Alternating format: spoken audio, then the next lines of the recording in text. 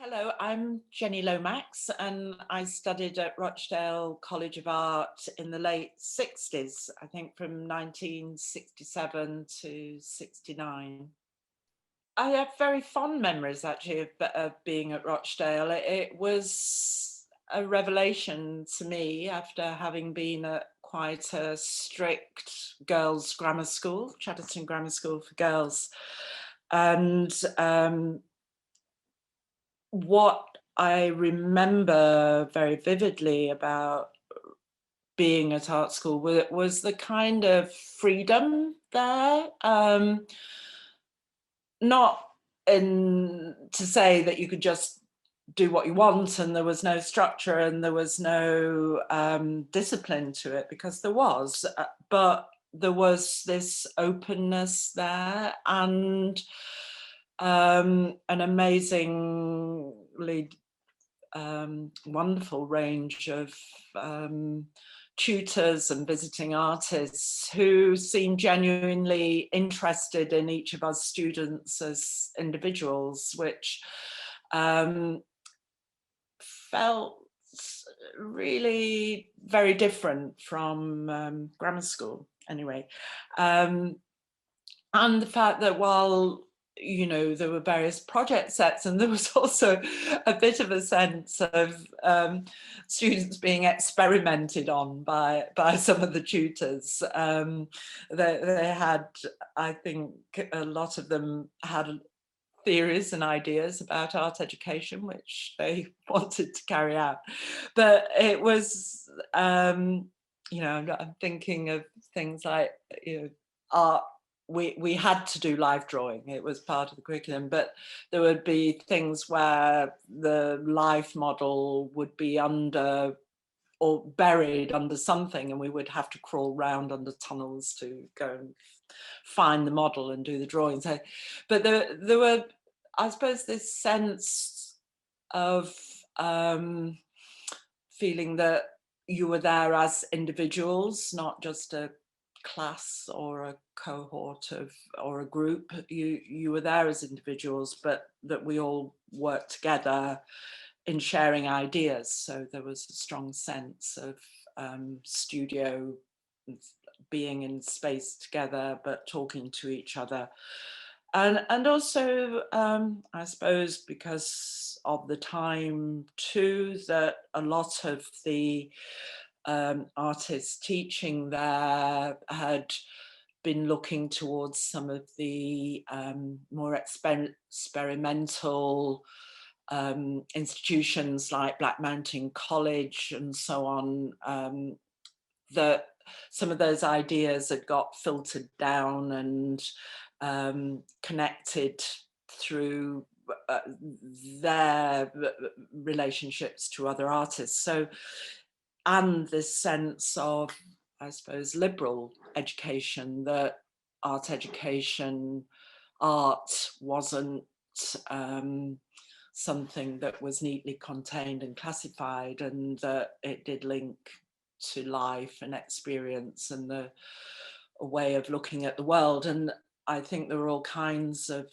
theories then around that there was about looking at things and observing, but about the sense of bringing one's own experience to it, and that experience was valued. So that made a space that you wanted to go to every day, and there were lots of interesting students, other students there at the time, very different, very wide ranging, and a really, it brought in new areas of discussion for me. So yeah, my feelings of memories are very good about it. And there's specific tutors like David Eyre, I think, and Keith Chadwick, other people whose names I can't remember now, but there was a lot of fresh ideas and energy, that I think, talking to other people who went foundation courses, was quite particular to Rochdale. an opportunity to move from a rigid academic sort of, well, a situation where a school had got me lined up for a kind of future that didn't seem at all appropriate to what I was interested in, or indeed what I was good at doing.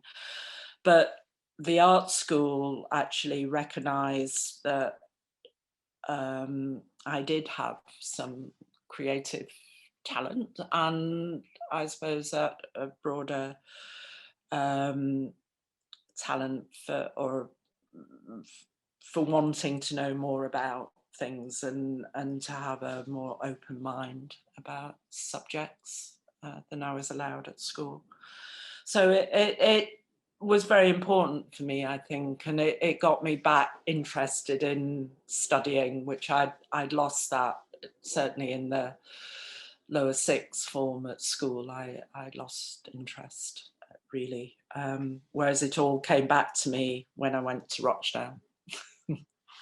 I'd actually taken a bit of time out the year before at Rochdale, so because of a family matter, and my time there extended into 3 years, and the fire happened when we'd all been working on our portfolios for applying for the next stage, college for higher education.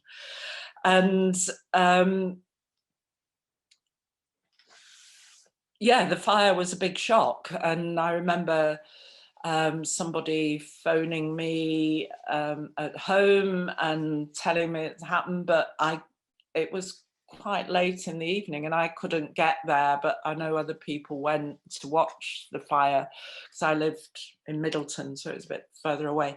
But we all got there early in the morning and were really devastated to see the building dropped, and then we were allowed at some point a bit later allowed to go in to see what was left of our stuff, and all my work was all singed around the edges, but I did manage to salvage some of it and kind of did a real Blue Peter thing of putting everything together through clear sticky back plastic onto boards, and that's what I ended up taking for my interview to Maidstone when I went, was all these singed drawings and work. So it was a talking point at my interview, but it was a very devastating thing to have happened, certainly at that stage, and I was luckier than most because I'd got you know, I'd been at Rochdale over quite a long period of time, a bit longer than some of them, so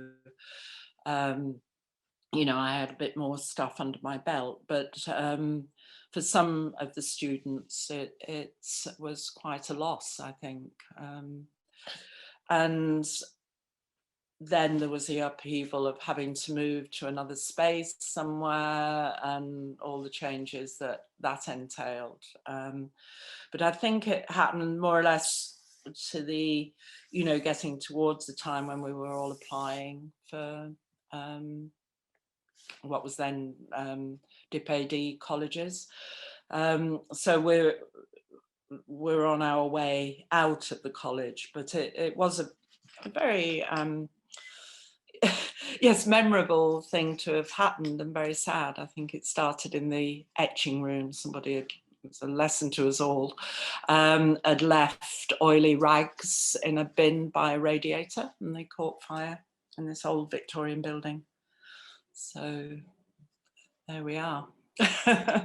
But it was really the connection with the Whitechapel and Toynbee that made me think about how much I had valued discovering art through going to Rochdale College, but as coming from a working class background, that you know, art and culture hadn't featured that largely in my life until I went to art school. That I saw the opportunity of perhaps sharing that, I suppose, experience of discovering what it means to look at art and to know about artists and how that can help you look and, I suppose, broaden your mind and broaden your life.